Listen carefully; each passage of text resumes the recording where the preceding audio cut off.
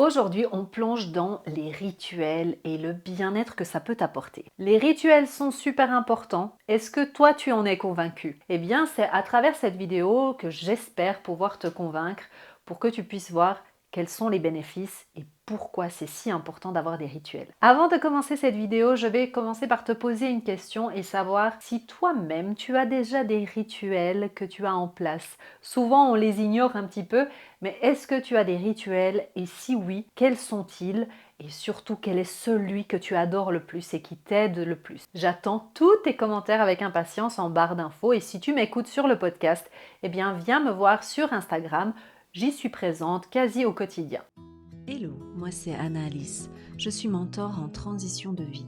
Bienvenue sur le podcast vidéo de la Casa Bloom. Ces épisodes sont là pour t'accompagner au mieux dans tes transitions de vie, que ce soit après un décès, l'arrivée ou le départ d'un enfant, un déménagement, bref, un chamboulement dans ta vie qui t'oblige à te remettre en question et à redéfinir tes valeurs. Retrouve-moi sur toutes les plateformes d'écoute ainsi que sur YouTube et Instagram. Et si tu veux aller encore plus loin dans l'échange, je t'invite à visiter mon site internet www.lacasabloom.com. Tu y trouveras un groupe de parole et d'écoute bienveillant imaginé pour toi. Le Blossom Group est un abonnement mensuel qui va t'aider à enfin t'autoriser à te métamorphoser, à exploser tes limites pour oser vivre pleinement et atteindre la résilience. Tout cela pour faire tomber ton masque et devenir la merveilleuse personne que tu es vraiment. J'espère t'y retrouver bientôt. En attendant de te voir, je te souhaite une bonne écoute. Hello toi, j'espère que tu vas bien. Je suis Anna-Alice et je suis la créatrice de la Casa Bloom et du Blossom Group. C'est un groupe que j'ai créé pour t'aider à avancer dans les transitions de vie, c'est-à-dire les gros changements qui se sont passés dans ta vie, qu'ils soient positifs ou négatifs. Mais à partir du moment où tu sais qu'il y a eu un avant et un après, c'est bien ça les transitions de vie. Et en fait, on va aborder certaines thématiques dans ce Blossom Group pour t'aider à te sentir mieux et à en faire des forces. Parce que oui, c'est important finalement de bien se connaître, de savoir comment on est constitué, de ce qu'on aime, etc. pour avancer. Et c'est ce qu'on essaie en fait de voir aussi à travers ce contenu ici sur le podcast et sur YouTube. J'aime vraiment beaucoup pouvoir m'asseoir ici et te parler. C'est vrai que je vais être très très sincère avec toi. Il y a eu beaucoup de changements sur cette chaîne. Si tu me suis déjà depuis un petit moment, d'ailleurs, je te remercie de continuer à me suivre et j'espère que tu es abonné, hein, on n'oublie pas. Mais si tu me découvres juste maintenant, pour toi, peut-être que ça ne fait pas vraiment beaucoup de changements. Mais c'est vrai que pour les personnes qui étaient ici auparavant, eh bien, il y a beaucoup de choses qui ont changé ici, notamment les thématiques que j'ai abordées. Et aujourd'hui, je suis très contente car je sais que depuis le début que j'avais créé mon autre entreprise Nana Organise, où j'avais commencé cette chaîne YouTube, où c'était plutôt des conseils par rapport à l'organisation, par rapport à la gestion du temps. J'ai jamais voulu abandonner cette idée-là, mais par contre, je voulais juste élargir les thématiques et pouvoir aborder plus de choses pour vraiment plus aller aider plus largement dans ta vie et non pas seulement chez toi. L'idée, ça a toujours été d'être bien chez toi et en toi, mais aussi ailleurs et avec les autres. Donc c'est vraiment finalement, c'est une continuité de ce que j'ai déjà créé et aujourd'hui, on va s'intéresser justement à un des piliers qui est très important pour moi pour finalement quand tu as des transitions de vie avancer dans ta vie et essayer d'atteindre la résilience, c'est-à-dire de vraiment te dire voilà, j'ai passé par une période difficile, mais maintenant j'en fais une force, eh bien c'est par l'action. Et quand on met des choses en action, quand on met des choses concrètement sur papier pour pouvoir avancer, eh bien ça nous permet concrètement d'avancer, ça c'est sûr, mais de se libérer aussi d'un certain poids. Et le but des rituels, c'est de pouvoir te libérer de la charge mentale. C'est-à-dire qu'un rituel, déjà, qu'est-ce que c'est un rituel? Alors on peut l'appeler rituel, on peut l'appeler routine. Je ne sais pas bien comment le qualifier parce que pour certains, routine, ça semble un peu négatif, c'est-à-dire quelque chose de rébarbatif. Et pour certains, rituel, ça sonne un peu trop wou-wou, un peu trop spirituel, alors que peu importe le mot qu'on utilise, mais c'est simplement des habitudes que l'on a mis en place, qu'on a réfléchi auparavant, de quand est-ce que c'était le mieux de le faire, par exemple à un certain moment de notre semaine, dans quel ordre, c'est-à-dire justement qu'est-ce qu'on va faire d'abord, et ça crée finalement des rituels et des routines. Pour moi, rituel et routine, c'est la même chose, hein. Donc, déjà qu'on est au clair avec ce qu'est un rituel ou une routine, et bien maintenant, c'est quels sont les rituels ou les routines qui, selon mon avis, sont absolument indispensables pour se sentir mieux et pour avancer dans sa vie, surtout quand on a eu des changements. Eh bien, finalement, ce sont les plus petites choses, les plus petites routines qui sont le plus important, selon mon avis. C'est-à-dire que quand tu imagines que tu construis une maison, je prends souvent des exemples par rapport à des maisons, de construction de maisons, c'est très bizarre. Ça fait 1 année que je suis en rénovation de notre maison, je pense que c'est pour ça, hein. Bon, alors, je prends tout le temps cet exemple, pourquoi? Parce que pour moi, il est très parlant. C'est-à-dire que quand tu crées une maison, tu crées des fondations. Les fondations, c'est ton enfance, comment tu as été élevé, tes valeurs, qu'est-ce que tu emportes avec toi de cela. Mais ça ne veut pas dire que toute ta vie, tu vas garder forcément les mêmes valeurs, ça se peut, mais tu peux en avoir des autres et d'autres qui prennent la place. Et tu vas d'une certaine façon avancer dans ta vie, évoluer, on peut aussi le dire, oui, parce que j'espère en tout cas que tu évolues dans un sens positif. Et les routines, finalement, ici, elles viennent juste t'enlever la nécessité de penser à tout ce que tu dois faire. Et certaines fois, c'est assez rigolo parce que d'ailleurs, dans le Blossom Group, on discutait avec une des participantes qui me disait justement qu'elle n'aimait pas du tout les routines, qu'elle était contre les routines. D'ailleurs, est-ce que c'est ton cas? Mets-moi un petit commentaire. Et en fait, je lui ai tout simplement dit que finalement, ce qu'elle faisait déjà durant sa semaine, eh bien, c'était une routine. C'est-à-dire, tout simplement, le fait de savoir quand amener son fils à l'entraînement de foot, le fait de savoir quand elle va faire sa lessive, c'est une routine. Le fait de savoir à quelle heure, plus ou moins, hein, elle va commencer à préparer à manger, quand est-ce qu'elle fait ses courses, etc. etc. C'est assez rare, on va dire en règle générale, une personne qui a plus ou moins, qui a dépassé en tout cas la trentaine, qui n'a pas de routine. Quand on est dans notre vingtaine plus ou moins, on expérimente, on teste, on est souvent hors de la maison, on est souvent en train d'essayer un peu plutôt nos talents sociaux, de sociabilité. Ça se dit sociabilité? Je ne sais pas. En tout cas, d'essayer d'être avec des gens. Mais plus le temps avance, plus on reste chez nous et plus les routines sont importantes et essentielles. Et aussi, alors, une fois que ça on met encore une couche supplémentaire, une fois que l'on a des enfants, eh bien là, les routines sont absolument, je dirais, essentielles. Parce que les enfants vivent par les routines et pour que toi-même, tu puisses, encore une fois, te libérer de la charge mentale, ne pas avoir à penser à chaque fois, à chaque petit truc, qu'est-ce que je dois faire, quand est-ce que je dois le faire, eh bien les routines sont importantes. Et les enfants aiment savoir ce qu'il va se passer. Donc c'est rassurant pour eux de se dire, ok, je sais que à partir du moment où j'ai fait mon bain, qu'il y aura l'histoire et qu'ensuite j'irai me coucher, par exemple.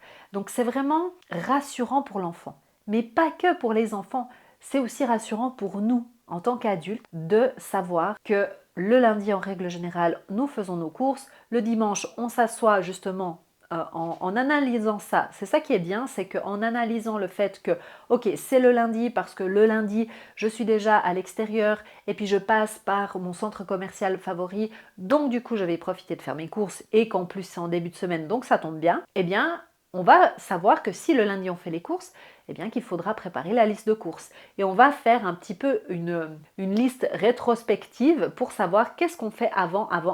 Et en fait, ça va nous créer une routine. Ça va nous empêcher d'être tout le temps en train de se dire, et je sais qu'il y a des gens qui vivent comme ça, mais vraiment, si c'est ton cas, je t'encourage à commencer par des petites routines et on va voir quelles sont les routines selon moi qui sont importantes, mais de vraiment se poser et de se dire ça, j'ai pas à m'en occuper, je sais quand c'est que je dois le faire. Et on doit juste finalement, entre guillemets juste, remplir les trous qu'il y a entre deux. C'est vraiment libérateur. Alors j'aimerais déjà te suggérer une routine qui pour moi est hyper méga importante. C'est une routine qui est un petit peu globale et tu pourras y mettre ce que tu veux toi. Mais c'est dans l'idée de connaissance de soi, de savoir de plus en plus qui tu es réellement, ce que tu aimes réellement. Parce que, histoire vraie, pour moi, ça a été très très compliqué. Moi qui étais très tournée vers l'autre, vers l'aide à l'autre personne, eh bien, je ne savais plus qui j'étais et je ne savais plus ce que j'aimais. Vraiment. Quand on me demandait de faire une liste de, je ne sais pas, 10 choses que j'aimais faire ou que j'aimerais faire pour moi, j'ai eu beaucoup, beaucoup de mal à le faire. Donc maintenant, on va plutôt se tourner dedans, en soi. Qu'est-ce qu'on aime faire? Et j'aimerais en fait que vraiment, si c'est pas clair pour toi encore à ce niveau-là, que tu mettes en place une routine bien-être du matin et du soir. C'est-à-dire, alors bien-être pourquoi? Tout simplement parce que je pense que le matin comme le soir, il faudrait s'autoriser à prendre un petit moment. Ça dépend vraiment comment tu vis ta vie, si tu as des enfants en bas âge, etc. Bien entendu, il faut adapter à ta vie. Mais peu importe, même si c'est juste 5 minutes, essaie de prendre 5 minutes pour toi. Et petit à petit, quand tes enfants en grandiront, eh bien tu prendras un petit peu plus de temps pour toi. Mais l'idée c'est, en fait, la routine du matin et du soir, pour moi, elle n'en fait qu'une. Parce que la routine du matin se crée par rapport à la routine du soir et la routine du soir se crée par rapport à celle du matin et tu vas comprendre maintenant pourquoi.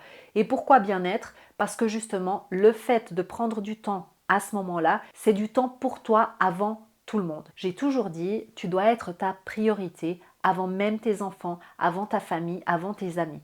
Car si toi tu ne vas pas bien, personne autour de toi n'ira bien. Et ça, c'est quelque chose que j'ai vraiment envie d'insister et que je répète souvent et que je répéterai toujours. Maintenant, par rapport aux routines, donc le matin, je te conseille de te lever un petit peu avant si c'est possible, et je sais que c'est possible si tu en as envie vraiment de pouvoir changer les choses. Là, vraiment, je ne vais pas prendre de pincettes, ok, hein? Parce que à un certain moment, si on a envie que les choses changent, il faut qu'on en ait envie. C'est pas possible de changer notre vie sans en avoir envie. C'est pas possible d'atteindre la résilience sans en avoir envie, sans avoir pris une décision et de se dire OK, j'ai envie d'avancer, j'ai envie de changer ma vie, peu importe le temps que ça prendra, peu importe finalement les difficultés que j'aurai à le faire, je le fais malgré tout. Et j'avance petit peu par petit peu. C'est un choix. Et on a le choix aussi de se laisser aller et de ne pas vouloir le faire. C'est un choix. Mais vraiment, j'ai envie que tu réalises qu'à un certain moment, parce que j'entends bien trop souvent des gens qui me disent « Ah non, mais moi je suis pas du tout du matin. » I'm sorry. Vraiment, j'ai dit un gros vilain mot. Hein. J'ai coupé pour pas que tu l'entendes. J'ai dit un gros vilain mot parce que vraiment, pour moi, ce sont que des excuses. Si vraiment tu as envie de changer, tu peux le faire. Et je te dis pas que ça sera facile, je te dis juste qu'il faut le vouloir. Et donc le fait de ne pas être du matin, pour moi, c'est une excuse comme une autre. Parce que moi, je n'étais pas du matin, soi-disant. J'avais extrêmement du mal à me lever tôt, mais tout simplement pourquoi? Parce que je n'avais rien qui me motivait à me lever. Alors bien entendu que maintenant je vis la vie de mes rêves pour moi, je sais que quand je me lève, je vais faire un métier que j'aime, que j'ai une famille que j'adore, bien évidemment. Mais ça ne s'est pas fait tout seul, j'ai dû le construire, j'ai dû pierre par pierre, on revient à notre construction de maison, mettre les pierres les unes sur les autres pour construire ma maison. Et à un moment, bah oui, j'ai pu mettre des fenêtres, j'ai pu mettre des portes, mais ça ne s'est pas fait sans les bases, donc qu'on a vu qui est de notre enfance, ok, j'ai construit là-dessus, j'ai donc pris ma décision d'avancer, de vouloir avancer malgré les difficultés que j'ai eues dans ma vie. Et là, c'est mes pierres que j'ai mis les unes sur les autres. Donc, ne viens pas me dire que tu n'arrives pas à te réveiller le matin. Pour moi, c'est une excuse pure et simple. Et tu peux t'arrêter ici dans cette vidéo, dans ce podcast, parce que si tu t'arrêtes à là, c'est que tu n'es pas prêt à avancer ou prête à avancer.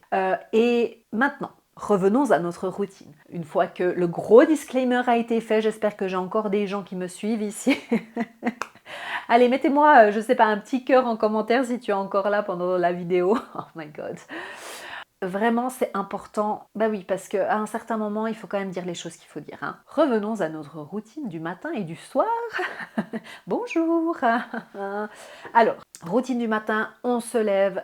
Même si ce n'est que 5 minutes plus tôt, on se lève plus tôt. Ouf, j'ai un truc dans l'œil. Ouh là là, pas très très bien. Ouh là là, pardon. Excusez-moi. On se réveille au moins 5 minutes avant tout le monde pour pouvoir prendre et bénéficier de ce temps. Si tu n'es pas la première personne dans ton foyer à te lever et qu'il y a déjà quelqu'un d'autre, peu importe, explique à cette personne que le matin, à partir de demain, tu vas prendre 5 minutes pour toi, 10 minutes, 15 minutes, peu importe. Et que quand tu te lèves, voilà, vous pouvez vous dire bonjour, bien entendu, hein, on ne fait pas non plus, on est quand même des gens où on dit bonjour, mais après ça, demandez à cette personne de vous laisser le temps d'émerger, de sortir.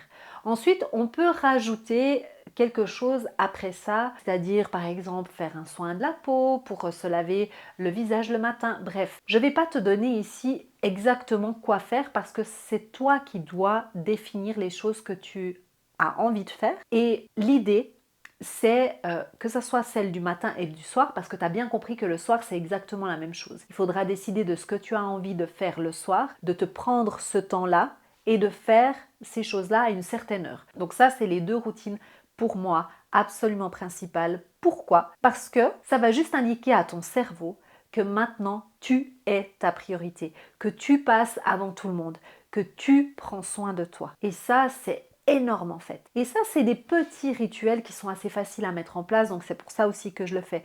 Mais après, petit à petit, on va un petit peu faire comme un jeu vidéo, on va passer les niveaux et on va améliorer tout ça. On va peut-être se rendre compte que finalement, il ne nous faut pas 10 minutes pour faire ça, mais 5 minutes ou plus. Toutes des choses comme ça, des petites choses qu'on peut mettre en place pour améliorer son quotidien et aller de l'avant. Après, bien entendu, cette liste n'est pas exhaustive. Tu peux bien sûr passer à des niveaux supérieurs pour pouvoir vraiment construire ta semaine idéale. Le pro level, on va dire, c'est où tu peux te mettre devant un planning de ta semaine et tu te construis ta semaine idéale par bloc, par exemple, si c'est quelque chose qui te correspond. Ça n'est pas pour tout le monde, mais en fait, l'idée de ces blocs, de construire des blocs, c'est tout simplement de te dire, ok, si je pouvais vivre toutes les semaines, ça c'est dans le pays des merveilles, hein, mais voilà, ma vie idéale, mon planning idéal, lequel serait-il? À quoi il ressemblerait en fait? Lequel serait-il? Je suis pas sûre que c'est très français, Anna, mais c'est pas grave. Si tu es indépendante, et ben là tu peux être beaucoup plus flexible et décider effectivement après coup où est-ce que tu vas mettre tes jours de travail, ou alors peut-être as-tu déjà décidé tes jours de travail fixes. Et cette semaine idéale en fait va te permettre d'arriver à, si tu veux, une routine complète de ta semaine. Parce que même s'il y a des imprévus, eh bien les blocs peuvent être déplacés ou carrément éliminés s'il n'y a pas de moyen de nettoyer une fois ta cuisine de fond en comble, hein, c'est ok, il n'y a pas mort d'homme. Donc vraiment, c'est ces structures-là où on pourra, si ça t'intéresse, discuter plus à fond. Mais c'est justement ce genre de thématique, quand on est en action, quand on veut aller de l'avant et mettre vraiment des choses concrètes, que l'on va parler dans le Blossom Group. Le Blossom Group, je t'explique rapidement ce que c'est. Si tu es encore là dans la vidéo, c'est que ces thématiques te plaisent et je te remercie d'être resté. Et je t'invite, si ça n'est pas déjà fait, à aller consulter la page du site internet du Blossom Group, car nous avons 2 rendez-vous par mois. Le premier rendez-vous, on choisit une thématique ensemble et on va parler par visioconférence de cette thématique-là. On va pouvoir donner notre expérience là-dessus et une discussion entraîne une autre et on va vraiment s'entraider, s'écouter et ça fait énormément de bien car la parole libère les émotions et ça fait vraiment du bien. Et la deuxième session, ça sera quelque chose un peu plus pratique. Comment créer son planning, par exemple, là je reprends notre exemple de cette vidéo, mais ça peut être sur d'autres thématiques aussi plus mentales, plus émotionnelles, etc. Et on va mettre des choses concrètes en place. On adapte un petit peu les sessions comme ça, mais c'est vraiment pour pouvoir te permettre de mettre des choses en place. Voilà, j'espère que cette vidéo t'a plu. N'oublie pas d'aller voir ici les petites vidéos et si tu ne t'es pas abonné encore à cette chaîne, je t'invite à le faire immédiatement car c'est comme ça que tu apportes ton soutien. Je te dis à la prochaine et n'oublie pas de suivre tes rêves car ils connaissent quoi les rêves? Ils connaissent le chemin. Moi, bye!